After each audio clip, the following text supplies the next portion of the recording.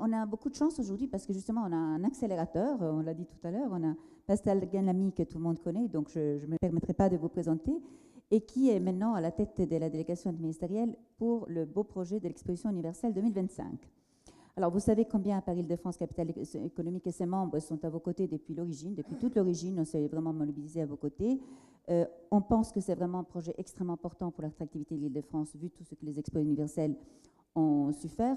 On a des études très précises qui montrent que chaque fois qu'il y a un projet d'exposition universelle, il y a des pics d'investissement. On l'a vu pour Shanghai, on est en train de le voir pour Dubaï, des investissements créateurs d'emplois et à long terme. Donc, ça sert aussi beaucoup pour faire tourner cette machine économique qui est si importante.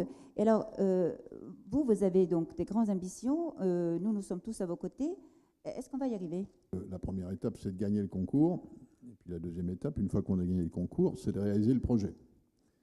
Et donc, il faut bien voir que notre rôle d'accélérateur, et quand je dis notre, c'est à la fois l'Expo et les JO, je suis effectivement en charge de la coordination pour l'État de la préparation de la candidature Expo, mais je suis aussi en charge de coordonner avec la PACE et ses équipes, de telle sorte que ces deux opérations soient en synergie. Et elles sont, toutes les deux, et elles le seront d'autant plus qu'elles seront en synergie, elles sont des accélérateurs.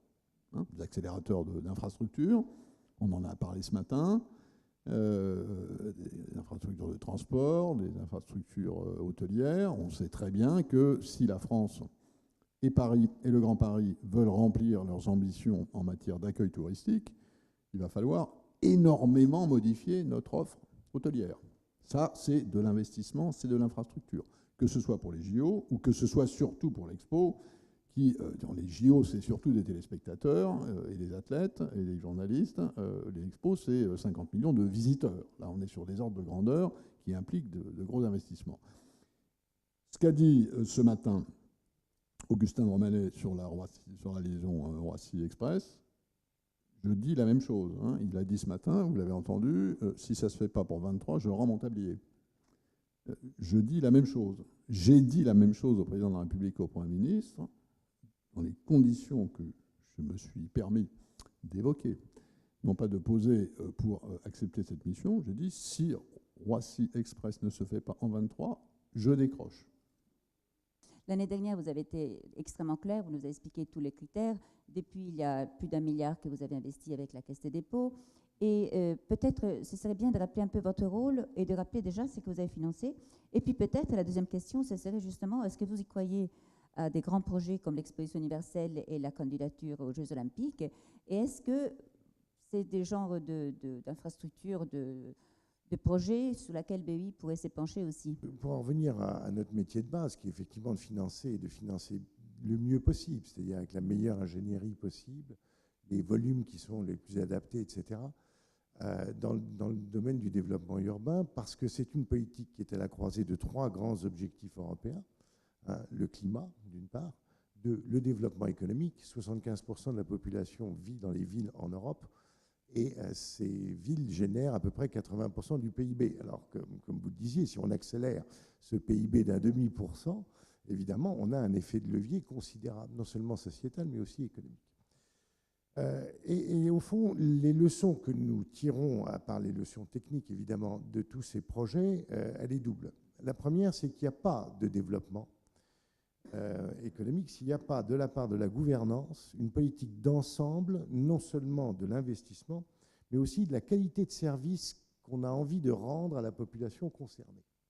Et ça, je crois que c'est un point très important. Il ne s'agit pas uniquement de définir des infrastructures, les mettre bout à bout, etc. Il faut avoir une vision d'ensemble, comme vous le disiez tout à l'heure. Qu'est-ce que je peux offrir à Madame Yamamoto pour qu'elle prenne son billet pour venir à Paris? Qu'est-ce que je vais lui offrir? Bien sûr, la Tour Eiffel, bien sûr, etc., etc., mais aussi des services de transport rapide, des services numériques attirants, des choses qui lui permettent de découvrir quelque chose qu'elle ne s'attendait pas à découvrir, etc., etc.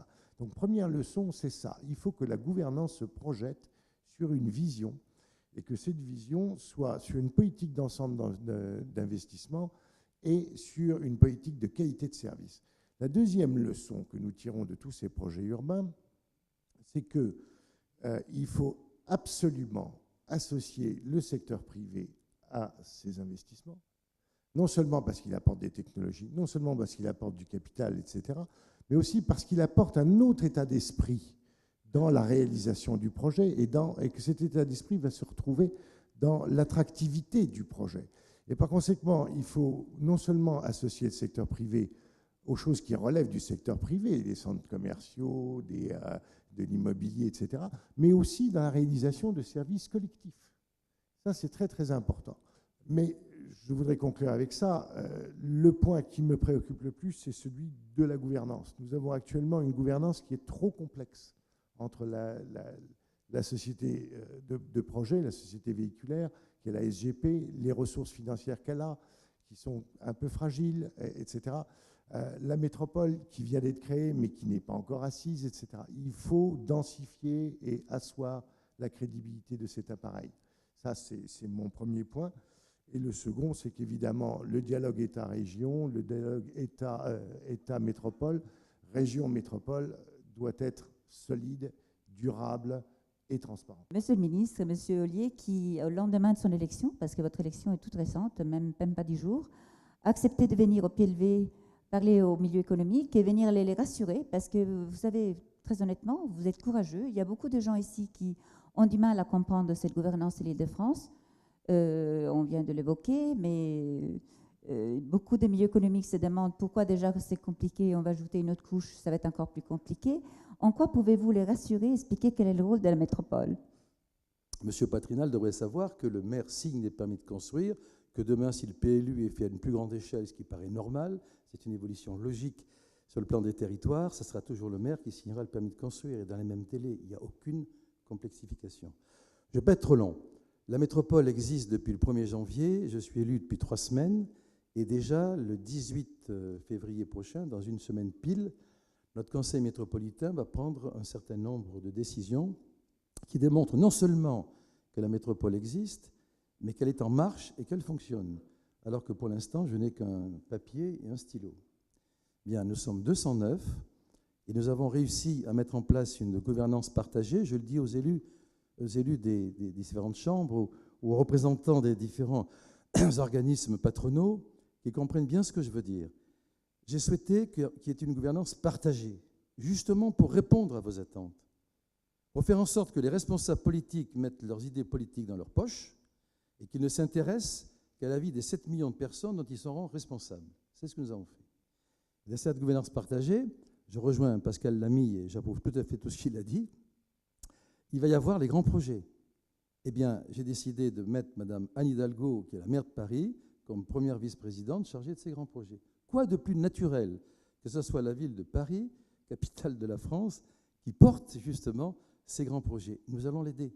Et la métropole sera là, avec le président que je suis, elle en tant que vice-présidente, pour mieux coordonner, pour mieux harmoniser et pour faire en sorte que très rapidement, cette capacité qu'on a à 131 maires autour de la même table permette d'être plus efficace que 131 maires dispersés dans la nature. Car c'est ça le problème. Et moi, je suis étonné des réactions que j'entends. La métropole s'oppose à la région et les départements, qu'est-ce qu'ils deviennent? Alors on m'interroge sur des fusions de départements. Tous les départements peuvent fusionner, ça ne m'intéresse pas car ça ne me concerne pas. La métropole, c'est 131 mairies qui se trouvent dans une intercommunalité qui doit s'intéresser à son périmètre et ces 131 maires ensemble vont décider du destin de ce périmètre-là. On aura besoin de la région pour nous aider, on aura besoin de l'État pour nous aider et bien entendu des départements. Pas de conflit, de la complémentarité, parce que j'attends de tous ces organismes qui m'amènent de l'argent. Donc je n'ai pas intérêt à me fâcher avec eux.